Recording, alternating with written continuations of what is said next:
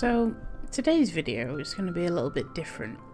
It's technically a story time type video, but it's more about me just talking about stuff. Because when I've scripted some of my story times before and I was looking at them back, I seem so wooden and weird, and it's because I'm reading from a script because I've written out what I want to say.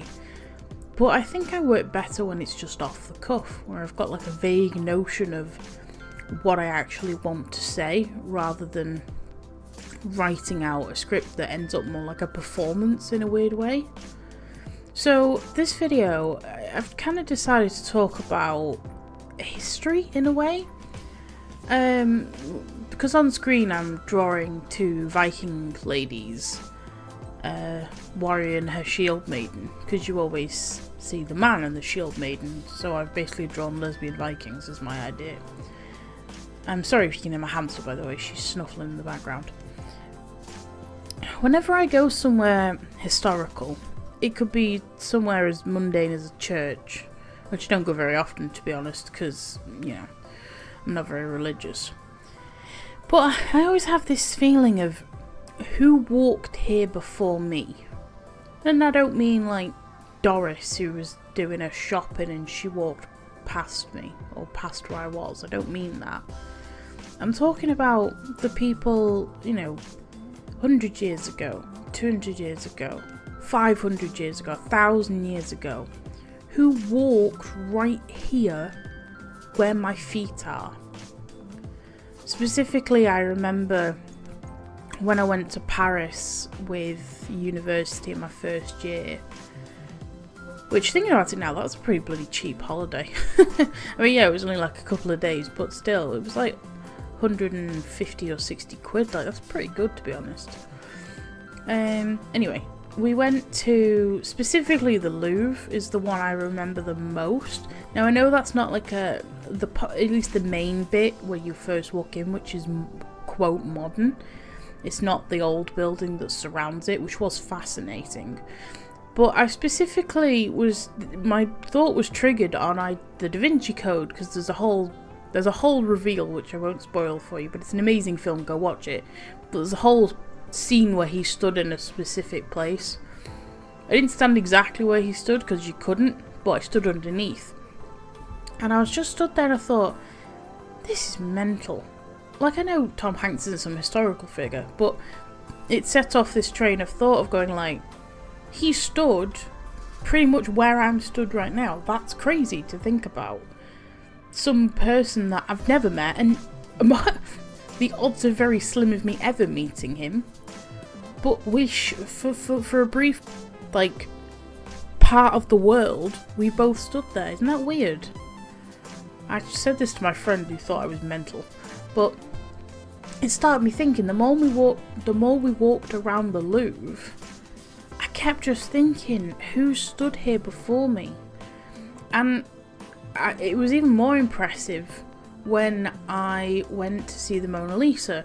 Now, you know, I kind of knew it wouldn't be as, like, amazing as everyone makes it out to be. It's a lot smaller as well. I don't know why I expected it to be quite a large painting, but well, it's not small painting, it's just a normal painting, but I expected it to be huge for some reason.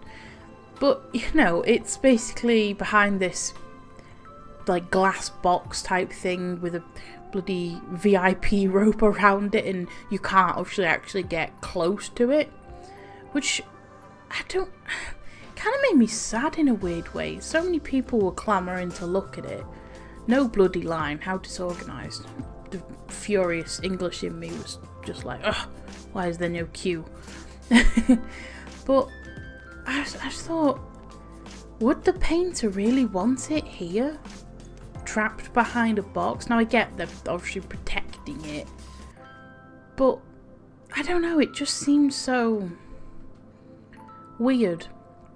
Like, in contrast, when I went to the Musée d'Orsay, I hope I've said that correctly, they had some of Van Gogh's work, and Van Gogh is probably my favourite classical artist, you know, old artist, not someone from like the last 10 years.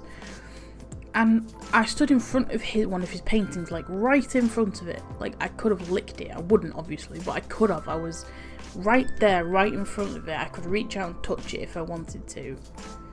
I mean, I'd probably get arrested, but I could have touched it. And all I could think was, I'm standing, not the actual piece of floor, but I'm stood in the position he was when he painted this. And if y'all never know much about Van Gogh, he was an incredibly troubled man and incredibly misunderstood, and no one really gave him the time to actually understand him. It's very sad to think about. Side note, if you watch the scene even if you don't watch Doctor Who, there is a scene where he takes Van Gogh to see his own paintings and how much people love him. If I ever want to feel like I just need to cry, I'll watch that scene. Anyway, I was stood in front of this painting and I'm going, he stood right here. Van Gogh stood right here, painting his heart onto a canvas. And I started to cry. My friend was really worried about me. And I was like, but it's so fascinating. For this fleeting moment, we're both stood in the same position. I just thought that was wonderful. Someone who died so many years before I was even a concept. And in that brief second I was stood in front of his painting, we shared a connection. I couldn't fathom it. It's one of those things, like, when you realise it, you kind of can't unrealise it in a weird way. And so when I went to Musée d'Orsay before I went to the Louvre, so then when we went to the Louvre, I think it was the day after, and I stood in front of, well, as close as I could get to the Mona Lisa. It didn't have the same emotional feel. One, because I don't feel the same way about Da Vinci as I do about Van Gogh, obviously. But it was more, no one gets to share that moment with Da Vinci. No one gets to share it with him because you cannot get to the place where he would have been stood when he was painting, because he doesn't paint it from fucking 2 meters away, does he? He paints it in front of it. And I thought, how sad, how isolated the painting is. No one can have that connection over time.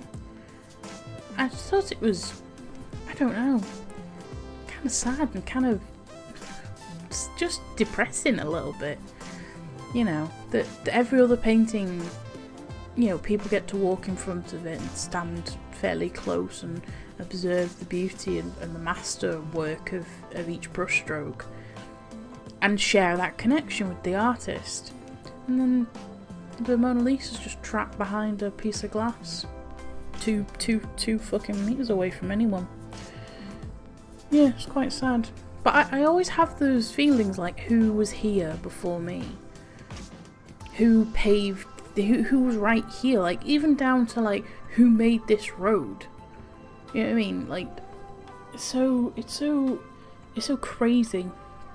Like, I think when I went to, I can't remember the bridge name, but it's the bridge where in Paris where everyone adds the locks to it and people write their names of their loved ones or both of them and add it on the bridge, which obviously you're not supposed to do anymore because literally there's so much extra weight to the bridge they're a bit concerned about it collapsing.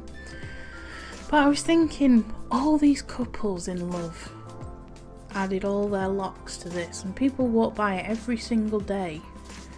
And I'm not an overly spiritual person or anything of the like, but it's nice to imagine like how much love is concentrated into just that one area. It's beautiful. And like, one of the things that made me really quite sad is, you know, you're having a look at the locks. And it's very sweet, and people are saying, you know, X person and X person married this day, whatever. The one I saw was so sad. I assume it was a guy because it was a male name. Had added a lock to the top of the bridge, and I was reading the lock, and it said, it was something along the lines of, I don't remember his name to be honest. It was like Adam and Jill married X date. departed ex-date, rest in peace. And I was like, oh mate. So I assume it looked like a male's handwriting, but you can never really tell. But I just thought about this guy who clearly fell in love, got married, and then his wife presumably died. And I thought I was so like overcome with this guy stood on this bridge, however many years ago it was, a couple of years, 5 years maybe, and his heart's broken. He's lost the love of his life, the person he decided to marry and be with forever, and he can't talk to her anymore, he can't hold her in his arms, so he just adds his love that he felt to her to this already concentrated area. And it was just so morbidly beautiful in a weird way. It's funny because it was absolutely lashing it down with rain, so the rest of our group were basically like legging it to I think we were going to the Notre Dame, and I stopped and quite happily got wet just reading as many lockets as I could before it became like ridiculous to stand there any longer. Just, it's so crazy, like if you think about where you go on a day-to-day basis, maybe it's your route to work or your route to school or wherever you might go in the day, just think about who's walked there before you. Especially if it's, I'd say it's in like an older place, like for example I used to live in Chester, which is a Roman, it was a Roman fort I guess, or a Roman settlement initially, which is why it's got the Chester walls and stuff. And I just think, how many people have walked where I've stood and not had any concept of what could come after them, or even what came before them? Like, what was on this spot 2,000 years ago, 3,000 years ago? What was right here? Was it just animals? Was it, you know, whatever?